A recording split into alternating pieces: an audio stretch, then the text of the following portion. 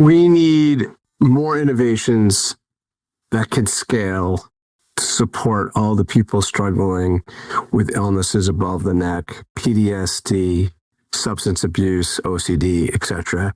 And this episode covers the responsible applications of psychedelics into being part of that solution moving into the future. And this was just, what a cool episode. I had the privilege and honor of having the Undersecretary for Health at the Department of Veterans Affairs, Dr. Shereef Elnahal, spend time with me and talk about everything the VA is doing and investing and carefully evaluating the impact of these medicines in treating veterans, and how that can cascade to all the populations that you help serve. And this guy is just a rock star. He has been the Undersecretary nominated by President Joseph Biden and confirmed by the Senate back in 2022. He has been directing the healthcare system, the VA healthcare system, with an annual budget of over $102 billion, overseeing the delivery of care to more than 9 million enrolled veterans. As you probably know, the VA is the largest integrated healthcare system in the U.S., providing care to over 1,300 healthcare facilities, including 171 VA medical centers and over 1,100 outpatient sites of care around the country. Unbelievable organization. He's an unbelievable physician leader. He also served as the President and Chief Executive Officer of University Hospital in Newark, New Jersey from 2019 through 2022. I could go on and on about the exceptional background of Dr. Elnahal, but let's just do it. Please enjoy this incredible conversation around innovations in mental health and the promise of psychedelics with the Honorable Dr. Shereef Elnahal, Undersecretary for Health at the Department of Veterans Affairs. Hello, everyone. This is Eric Glazer, and welcome back to Bright Spots in Healthcare, produced by Bright Spots Ventures. We bring leaders together to not only inform you, but also unearth bright spots, successes at health plans, hospitals, and other incredible healthcare organizations around the land. And our goal is to identify as many of these bright spots as possible so that you can determine if the ideas shared during this very episode can be applied at your organization. We believe this strategy of finding a bright spot and cloning it is the most effective way to improve healthcare in our lifetime. We hope you have subscribed to this podcast. If you have not, we are anywhere and everywhere you listen to shows, YouTube, or any podcast app. You could find us. Type in Bright Spots in Healthcare, click subscribe. If you like this episode, give us a high rating. More of your peers find the show that way, and they get access to all the great information so that they too could bring these ideas to their organization and make healthcare better for all of us. So in many ways, improve healthcare by rating and subscribing to the show. All right, this is a super exciting episode for me on many different levels. We're going to get into innovations in mental health and specifically the promise and hope of a certain medication class, psychedelics, in helping folks who have illnesses above the neck. So really excited to talk about it and learn, and exceptionally excited that we have a very special guest to bring it all to us. His name is Dr. Shereef Elnahal. He is the Undersecretary for Health at the Department of Veterans Affairs. So Dr. Elnahal, welcome to Bright Spots in Healthcare. So excited you are here. And I want to jump right into it. I know this month the VA announced its decision to fund the first study of psychedelic-assisted therapy for veterans. So let's start with what led the VA to exploring the use of these treatments, and what drug did you specifically choose and why for a potential therapy to support our veterans? Well, thanks so much for having me on, Eric. And, this is really an area that I had no idea about before coming into the role of leading America's health system for veterans. And it was veterans themselves who brought it to my attention. I had a chance to do many roundtables, some of them mental health focused, some of them not, where some veterans told me about their experiences in both clinical trial settings, but also in unofficial and more traditional settings, often outside of the United States, where they sought out agents like Psilocybin ibogaine, 5-MeO-DMT, these compounds that have been used for traditional therapy for thousands of years, but also in some cases like psilocybin and MDMA recreationally over the last century. And so really this was just an area that was so unfamiliar to me, but veterans who had gone through this therapy and told me that the root causes of their trauma were dealt with in the context of going through these experiences, being under the influence of these agents, but also whether, again, in a therapeutic setting officially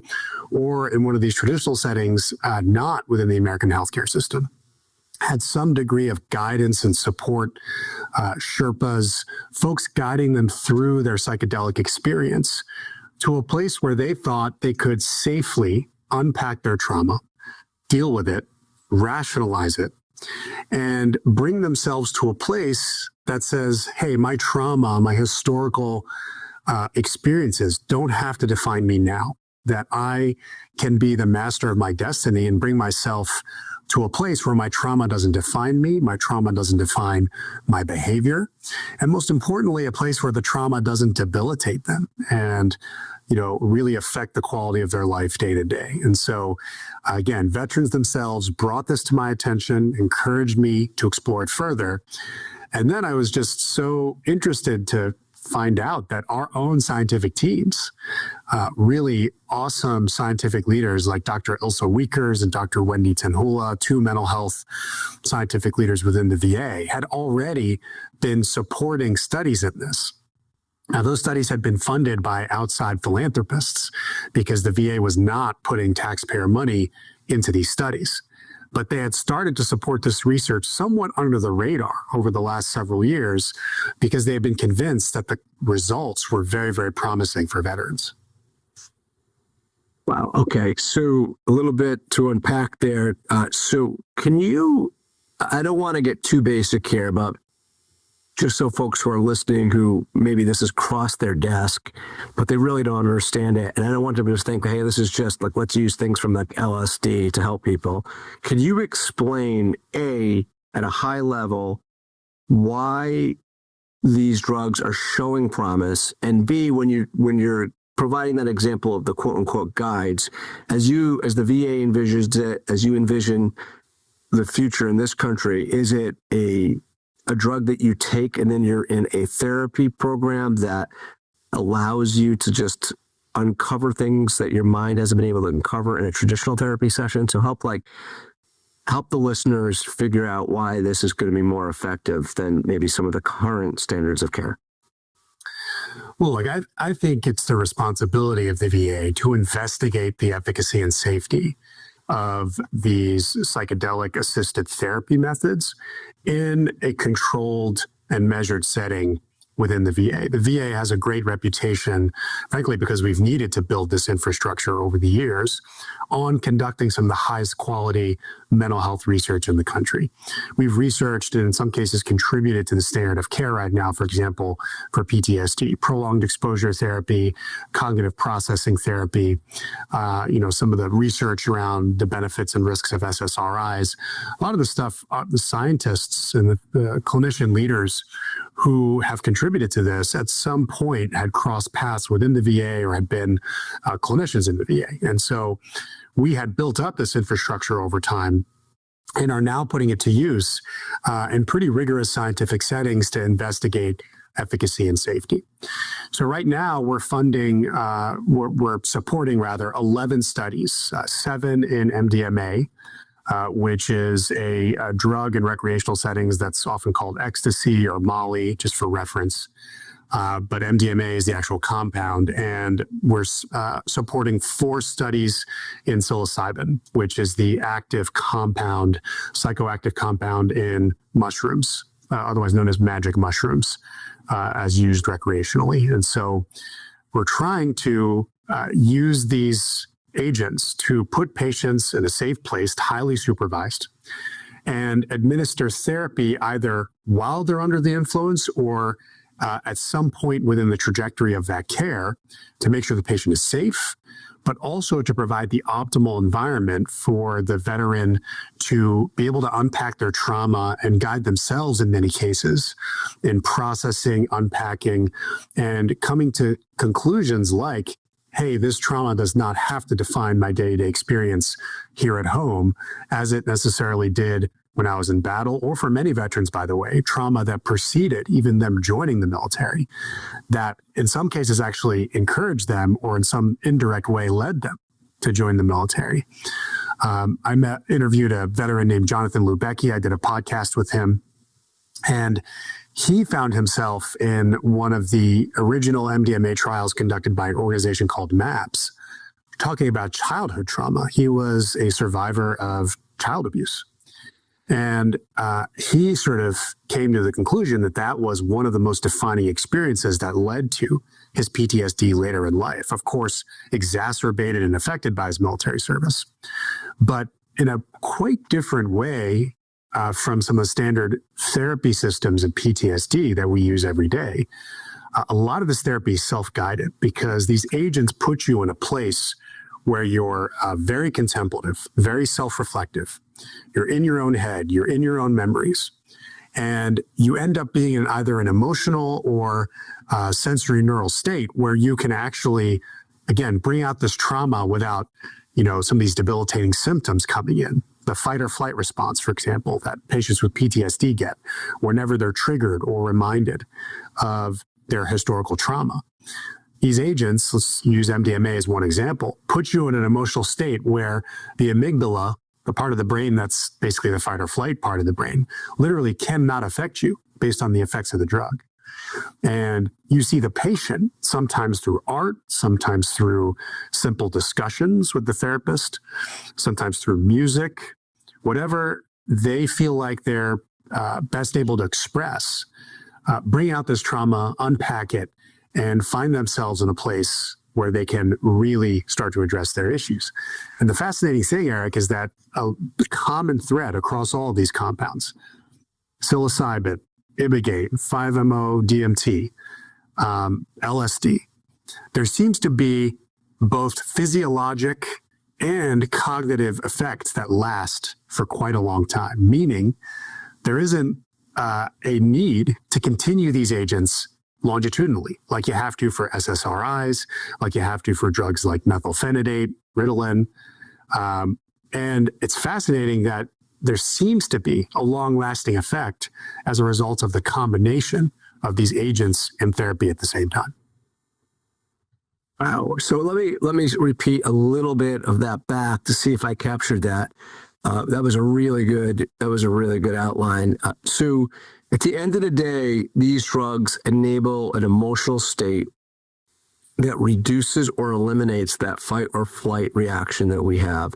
And that allows there to be this open door into some of the impactful, adverse, traumatic things in our lives, allows them to talk about them, recognize them without the anger or the fear or the defensiveness that may normally happen how our brains work. And that allows there to be a more long-standing impact, positive impact in helping us manage those situations and as thus reduce symptoms after therapy. Layman's explanation?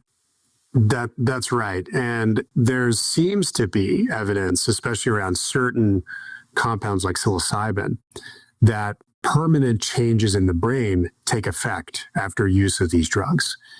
Both permanent in the sense of certain parts of the brain no longer necessarily react to the stimuli that they used to react to, for example, in post-traumatic stress disorder, and also because new connections between the brain cells, neurons in the brain, are forming and changing in response to use of these drugs. So we're really talking about a fundamentally different type of therapy, one that has a chance to actually address the root causes of trauma that can lead to so many of these conditions: major depressive disorder, PTSD, OCD, addiction. Some of these are really common conditions afflicting millions of Americans. So the promise of this is quite fascinating. Now, there are also risks, which is why we really have to study the efficacy and safety of this in standard clinical trials with IRBs, investigating the ethics, making sure we measure things like positive symptoms to understand whether there's a risk of repeat use. Preliminarily, though, Eric, anecdotally, when I speak to veterans about this, so many of them tell me they have no desire to use these drugs recreationally, even after they've gone through this therapy, which is a totally different picture than what we see with use of opioids and some of these other drugs, even SSRIs, which create some degree of physiologic dependence. A lot of these SSRIs are really tough to come off of. A lot of clinicians have a tough time weaning SSRIs from a patient, maybe because they have to go into a particular type of therapy, or because, hey, it's time after many years to see if a patient can handle life without them. There doesn't seem to be that effect with these agents. Why did the VA specifically choose MDMA? I mean, you mentioned, I think it was, you said 11 studies with MDMA, which is ecstasy, and 4 with psilocybin, which are the magic mushrooms. Why MDMA? MDMA has the longest research body of evidence that shows that it can be effective, in particular for PTSD. Starting in the 1980s, there was an organization called the Multidisciplinary Association for Psychedelic Studies, otherwise known as MAPS. That was a nonprofit that started to do this kind of research and medicalize the use of MDMA in the context of PTSD. And there were some pretty innovative people right in the middle of the war on drugs, by the way, who brought this to bear and said, hey, this may have medicinal use. I'll also say, Eric, that, the fact that so many veterans with these conditions have gone out of the country to tribal settings, to traditional settings, to figure out what these compounds can do for them is just kind of an indication on what they think of the American healthcare system and our options right now. And so, in my view, trust is everything when it comes to healthcare. Like, if a veteran or a patient doesn't feel like you're giving them a list of options that can help them, they're going to go elsewhere. And these vets have, in many cases, not found options in any healthcare system in the US that can bring them to a better place, which is why they've taken that risk and gone and taken something that's illegal in the United States, certainly not FDA approved, and entrusted their lives and their health and their safety with folks that they'd never met in a different country, right? So, because we have no line of sight into that entire world, in my view, it's incumbent upon us to really assess which patients can benefit the most from this. And the best way to do that is through clinical trials. So it sounds like the evolution of the VA's thinking here comes a lot from your constituents going outside of this country and coming back with direct feedback and proof and concept, if you will. And so now we're changing our stance and getting much more progressive and aggressive with this new line of treatment.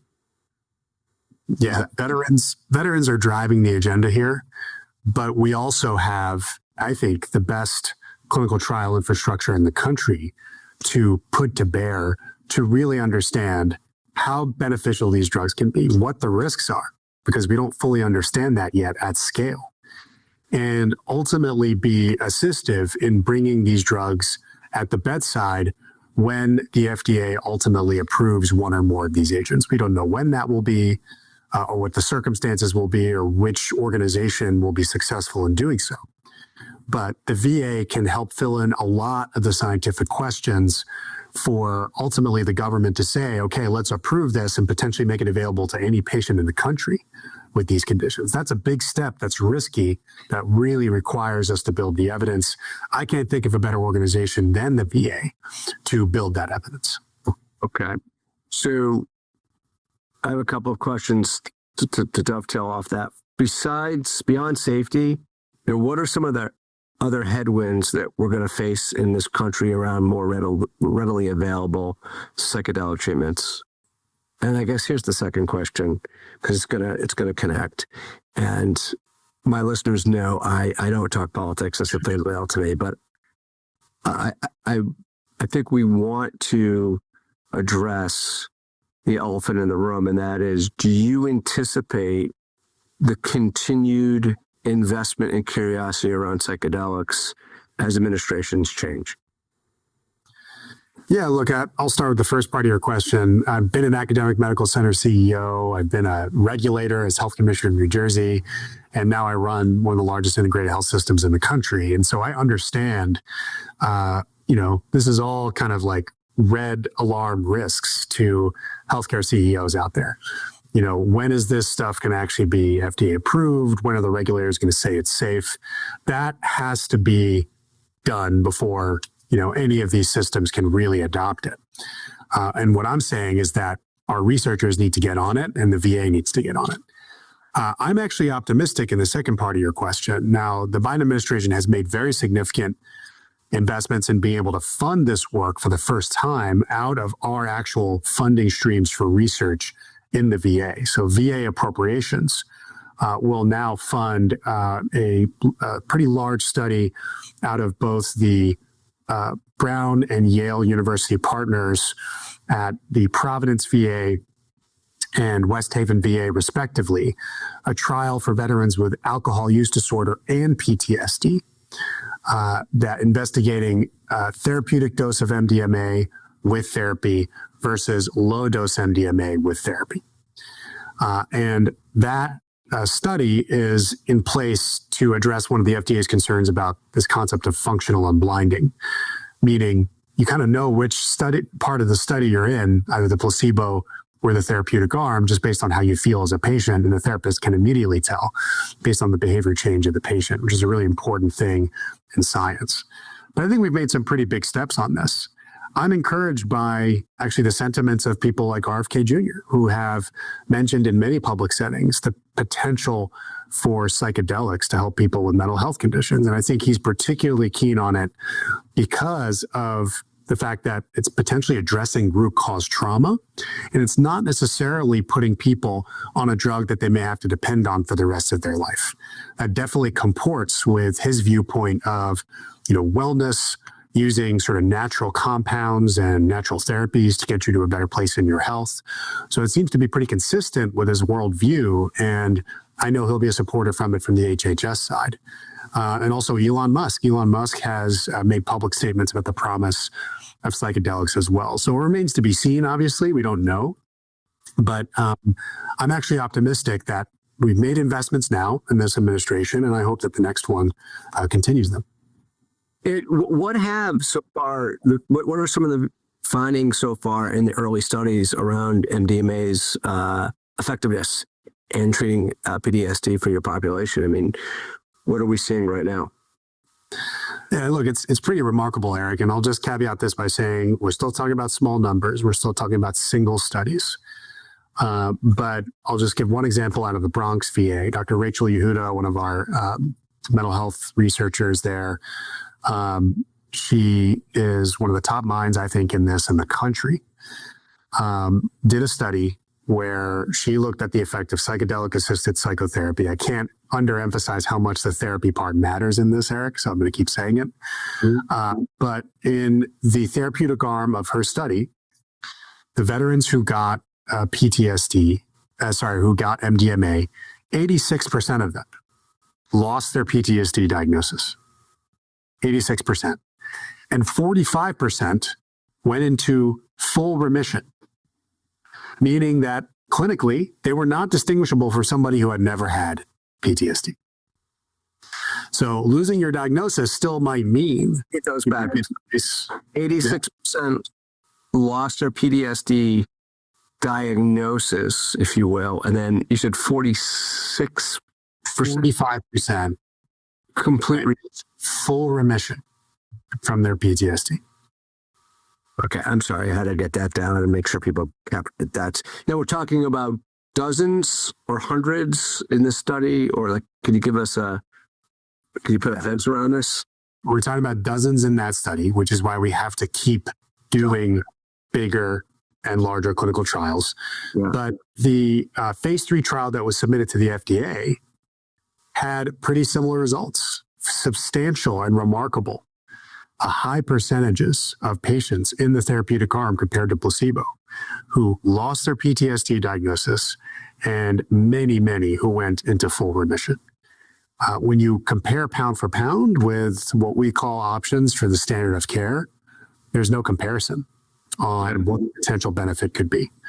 Remember, the FDA has to be in a position where they say these results are compelling enough to potentially have this drug available to any patient in the country with any number of mental health conditions. Because once something is FDA approved, it is approved legally for use.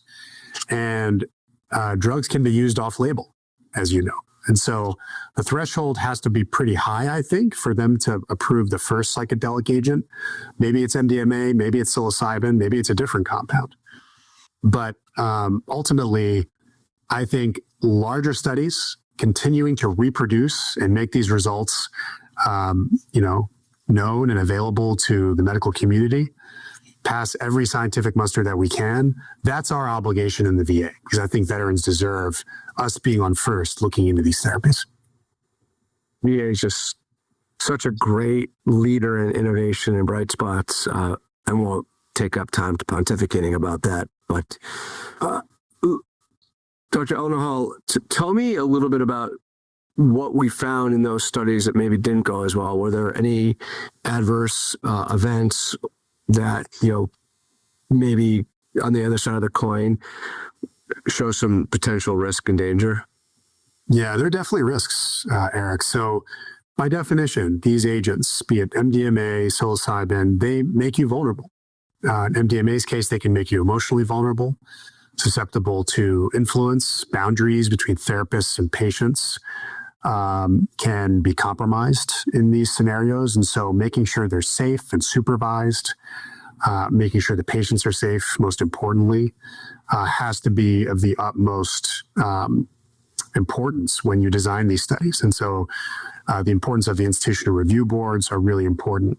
Now, thankfully, a lot of these agents will certainly have noticeable effects on your cognition and your, sensory experience, et cetera, but they don't seem to have significant physiologic risks nearly to the degree that some other psychoactive agents that we use, like antipsychotics, for example. Ibogaine is one that's often used by veterans in non-traditional settings, mostly outside of the country. It can really put you in a completely what we call dissociative state, meaning you're having an out-of-body experience. So you no longer have this sense of space and time where you can tell where you start and your environment begins, and you end up kind of being in a completely different place. That's a really, really tough situation and has to be very intensely supervised. And the studies that are happening now, especially out of Stanford on Ibogaine, are showing promise for addiction. Ibogaine in particular has cardiac risks. It prolongs what we call the QT segment in EKG, which is a risk for an arrhythmia, an abnormal heart rhythm. And so some of these things do have notable health risks. So all the standards that we use for pharmaceutical companies trying to get drugs approved, aggressive measurement of adverse events, aggressive measurement also, by the way, of what we call positive symptoms to know the potential for abuse, for example, and then longitudinal follow-up to understand if there are long-term side effects or adverse events, but also to understand whether there's abuse potential. All of that is needed in the context of research. Again, which is why the VA and our academic partners need to be on first investigating this. Right.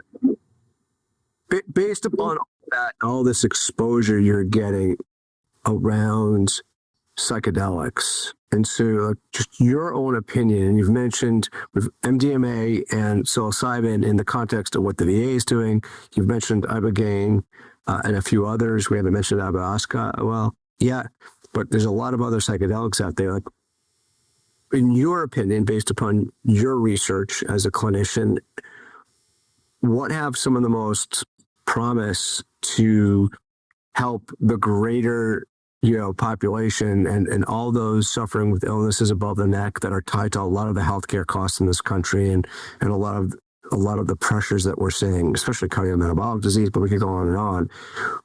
Where are you most hopeful? In terms of the scale and the potential impact, Eric, I would rank psilocybin because of how promising it appears to be for major depressive disorder. Single dose psilocybin in conjunction with therapy has a really, according to preliminary data, profound effect on getting patients to a better place. A lot of scientists make the analogy of psilocybin being a reset button. Pretty high dose in the studies, 25 milligrams, puts folks in a similar dissociative state as I was mentioning, but starts to have some of these more permanent brain effects that end up disconnecting parts of the brain that connect hard memories to your affect, to your mood. The health impact, but also the economic impact of unaddressed major depressive disorder, Eric, is in the hundreds of billions of dollars for the US economy. Take addiction. All of the effects on, health, of course, and quality of life, but also death, sheer mortality from addiction. One of the most important and largest public health problems that this country is still facing. Addiction is a harder one, and Ibogaine appears to be the most promising, which is one of the hardest and toughest psychedelic agents. But the data on Ibogaine and what it can do, a single administration in so many cases permanently eliminating the urge for so many of these patients to go back to the drug that they were addicted to. It is just such a fascinating cognitive and physiologic effect that drug can have. So where we can find applications for depression, addiction, some of the really common and tough mental health conditions, that's where I think you'll start to see major societal benefit. And of course, PTSD, extremely debilitating, especially in veterans, obviously extremely much more common in the veteran population. MDMA and some other agents can be really, really effective for that. Psilocybin, obsessive compulsive disorder, LSD and its potential effects on some other mental health conditions. Those are all really promising because these conditions can be very debilitating for patients. But I think the societal benefit at scale, particularly on depression and addiction, could be pretty profound. What's been the reception for psychedelic-assisted therapy among the clinicians in the VA and the researchers? Has it been more support, resistance, half and half? I mean, scientists are inherently skeptical people. That's why they've gone into their fields. But what I can tell you, Eric, is I was surprised. We convened what we call the Psychedelic State-of-the-Art Research Conference in 2023, sorry. And that conference drew well over 100 clinician scientists across the country in mental health who were familiar with the research, who wanted to start research, who had already been doing studies. Some of these studies are multi-site. Some of these studies are, at the time, all of those studies were funded by outside philanthropists and folks working with our network of nonprofits to bring the resources in because the VA at that time had disallowed research dollars from going into the work. We changed that towards the end of the administration. But the interest in this is pretty amazing. And I had a chance to, talk to these folks in the different working groups, everything from the basic science, understanding the mechanism of effect, especially on the brain and the chemical effects, but all the way through translation and clinical trials. There's a real community of researchers in the VA that are ready and willing to fund this work if they get the resources and they get the top leadership support. And again, we will and can, out of the VA, be leading on this. It's just a matter of whether there's the political will and whether there's the will from the top on leadership to get it done.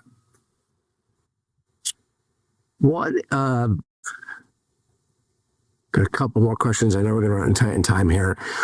What advice or guidance can you give? If there's a SVP at a health plan right now, or an ACO, or even, your old peers at a hospital system listening right now, what guidance or advice can you provide them around their own due diligence and research around this? Because yes, if the FDA approves it, great. And some of these drugs are not terribly, these are not GLP-1s. These are not going to be terribly expensive, shouldn't be, to manufacture and administer. But so, maybe the formulary challenge isn't there, or maybe it is. So as we're thinking about going to where the puck's going to be, how should executives be thinking about this potential form of treatment entering into their toolbox of things that they could use to help people in the next sort of 5 to 7 years? Yeah, I think there's tremendous promise in this. It's not a matter of if, but when these breakthrough therapies will start to become available to patients. Obviously, there's multiple regulators on the federal side who would have to take action. The Drug Enforcement Agency, the DEA, would have to reschedule the drugs from Schedule 1 to a higher number, either 2 or 3, for them to be used. The FDA would have to approve agents for particular indications, et cetera. So we're still talking about some lead time here. But where the promise is on this is pretty tremendous. And what I'd say is the investment actually has to happen at the point of delivery. That's the most resource intensive part of this. So you rightly identify that many of these compounds are naturally occurring, will ultimately probably be cheap to manufacture once you get all the regulatory hurdles crossed. So it's not as much going to be like, the cost of the drug. That's not going to be the pain point. The pain point is going to be safe administration, which is pretty operationally intensive. So right now, for example, let's say that the FDA ultimately did approve MDMA-assisted psychotherapy. Well, that protocol requires 2 therapists per patient, 12 sessions for a definitive treatment. Every third session requires 8 hours, where 2 therapists have to spend with that patient to make sure the patient is safe and not being taken advantage of by one of the therapists. And the sessions are recorded, and the recordings have to be analyzed. So we have to figure out a system within American healthcare to invest in the therapists, in the actual clinicians at the point of care, and make sure that delivery systems are able to make those investments to make this treatment available. We had made some of these preparations out of the VA, not knowing whether they'd approve MDMA this past summer. And we realized that only about 30 or so of our medical centers likely could do this. The ones that were affiliated with some of our top academic institutions, who had the space, who had the personnel, who had enough resources to do it. Now, eventually, we'll get more proof that some of these things can work in lower resource settings. But right now, I'd be thinking about, if I were a health system CEO, what resources I'd need to invest to actually deliver the therapy, because that's going to be the pain point. When it comes to payers, The beauty of that is, just even if we're talking about primary diagnosis is tied to above the neck versus comorbidities tied to like cardiometabolic, just if the efficacy is close to even what you're seeing in your smaller studies, it will pay for itself. And then the question won't be the cost of administering, even though that's pretty heavy. It's going to be scaling the administration of it, because there's going to be this long line and around the building to get in and have that therapy. And they may all be approved, but there may have a throughput. or maybe I'll say, if I were a payer, I'd be looking at this from the standpoint of, especially the more common conditions, addiction. How costly is a patient who has untreated addiction to opioids to a payer, potentially? Quite costly. Emergency room visits, hospitalizations, residential treatments, even on medication-assisted treatment, which is the best evidence-based therapy that we have for opioid use disorder. There's a lot of costs associated with caring for a patient longitudinally who has a tough course of addiction. If in fact, and this is a big if because we don't know yet, Ibogaine proves its potential at scale and can be administered safely, you get people on magnesium, the cardiac risk goes down to a negligible level, then that's a one-time investment that might cost you something. But if you're curing that patient of addiction, because that's what we're talking about here, that's a tremendous thing. So if I were a payer, I'd be looking at this as, again, especially for the more common conditions, how can we think about plans, going at risk, understanding what we can do to make these upfront investments potentially with these agents. Now, that's again a bit down the road. You still need FDA approval. You still need a DEA to act, et cetera. Do you have and we don't have to go further on this, but I was curious, do you interact at all with your colleagues at CMS, who's, obviously what they decide to do with this will drive a lot of it? Or are they sort of just hands off right now? We work closely with the DEA mostly because the DEA has to approve the safe use and of our studies, as they do for any trial with a Schedule I substance. We also do work with the FDA on study standards on this. But I think CMS is a little bit downstream. I think they're going to be waiting, of course, for some of these other agencies to act. This was great. Let me get a little personal with you for a second and ask you, so what do you want to, what are you thinking that you're going to personally do with your life and your career, most of your career, after this rolls over? I'm just looking to have an impact, Eric, and I know it sounds, cheesy, but I've made every career decision on, the opportunity to help vulnerable people. And, veterans have been my favorite patients since I was a med student. I benefited from folks in uniform when I was at University Hospital, running a hospital that was serving the most vulnerable people in Newark, New Jersey. During the pandemic, we were overwhelmed. We lost a third of our nursing workforce to COVID. It was folks in uniform who came in to save us and save our community. And I remember a commanding officer from one of the U.S. Army Reserve groups that came in. I asked them, what can I possibly do to repay them for everything they had done for the hospital, but more importantly, for the patients we were serving? And she told me, hey, look, I looked up your background. You used to be at the VA. Find a way to serve veterans, find a way to come back to that. And so here I am back at the VA. It's pretty serendipitous.